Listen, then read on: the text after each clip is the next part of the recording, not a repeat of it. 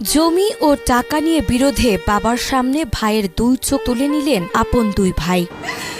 কোনো মানুষের কাজ এটা কোনো মানুষ করতে পারে না।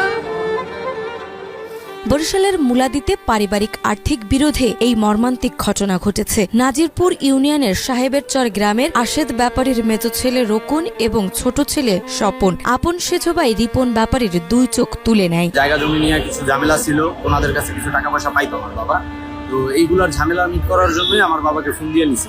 গ্রামে নেওয়ার পরে ওই যে রাত্রে 2:30-3টার দিকে আর কি প্রথমে বাইটা বাবাকে প্রচন্ড পরিমাণ মারছে, পিটাইছে।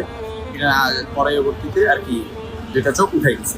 স্থানীয়রা আহত রিপনকে প্রথমে গৌর নদীর আশুকাঠি হাসপাতালে নিয়ে যায়। পরে অবস্থার অবনতি হলে বরিশাল শেরেবাংলা মেডিকেল কলেজ হাসপাতালে ভর্তি করা হয়। তবে পরিস্থিতি আরও খারাপ হওয়ায় তাকে ঢাকায় জাতীয় চক্ষু ইনস্টিটিউটে পাঠানো হয়। বর্তমানে তিনি সেখানেই চিকিৎসাধীন রয়েছেন। যেরকম আমি নিজে দেখছি আমার স্বামীর চোখ সবাই নিজের আপনজন মানুষ যেভাবে উঠেছে, এই কোনো মানুষের কাজ